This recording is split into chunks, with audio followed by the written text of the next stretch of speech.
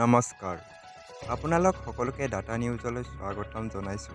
আজিৰ দিনটোৰ গুৰুত্বপূৰ্ণ বাতৰিবোৰ লৈ আহিছোঁ। অসমৰ লগতে ভাৰতৰ বিভিন্ন প্ৰান্তৰ পৰা এনেধৰণৰ খবৰবোৰ চাবৰ কাৰণে আমাৰ চেনেলটো ছাবস্ক্ৰাইব কৰি এটা লাইক কৰি দিব। অসম চৰকাৰৰ মহিলা আৰু শিশু কল্যাণ বিভাগৰ প্ৰস্তাৱ কাৰ্যকৰী কৰা দাবীত ২৬ ফেব্ৰুৱাৰীৰ পৰা গুৱাহাটীত নন ষ্টপ আন্দোলনৰ আয়োজন কৰিছে ৰাজ্যৰ অংগনবাড়ী কৰ্মী আৰু সহায়কসকলে।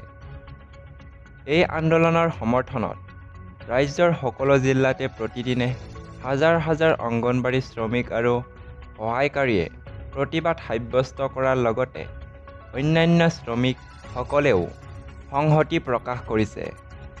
কিন্তু অসম চৰকাৰে চৰম শ্ৰমিক বিৰোধী মনোভাৱ দেখুৱাই অংগনবাড়ী শ্ৰমিক সহায়কৰ ন্যায্য দাবী পূৰণ কৰিবলৈ অস্বীকাৰ কৰিছে।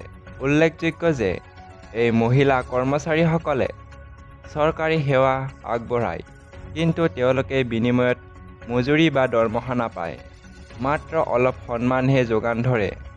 ২০১৭ চনৰ পৰা এনে সন্মানীয় ধন সংশোধন হোৱা নাই, কিন্তু জনামতে তেওঁলোকৰ ওপৰত কামৰ বোজা বাঢ়িছে।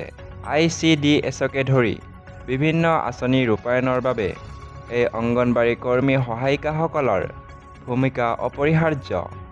অমানৱীয় শ্ৰমৰ বিনিময়ত বিজেপি চৰকাৰে তেওঁলোকৰ ন্যূনতম প্ৰয়োজনীয় মানদণ্ড দিবলৈ অস্বীকাৰ কৰাটো অত্যন্ত দুখৰ বিষয়।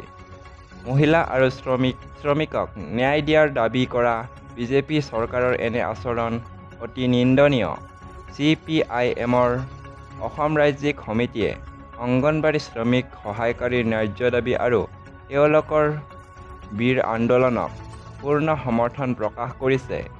এই গোচৰত শীঘ্ৰে হস্তক্ষেপ কৰি অংগনবাড়ী কৰ্মী আৰু সহায়কসকলক ন্যায় প্ৰদান কৰিবলৈ মুখ্যমন্ত্ৰী ডক্টৰ হিমন্ত বিশ্ব শৰ্মাক দাবী জনাইছে দলটোৱে।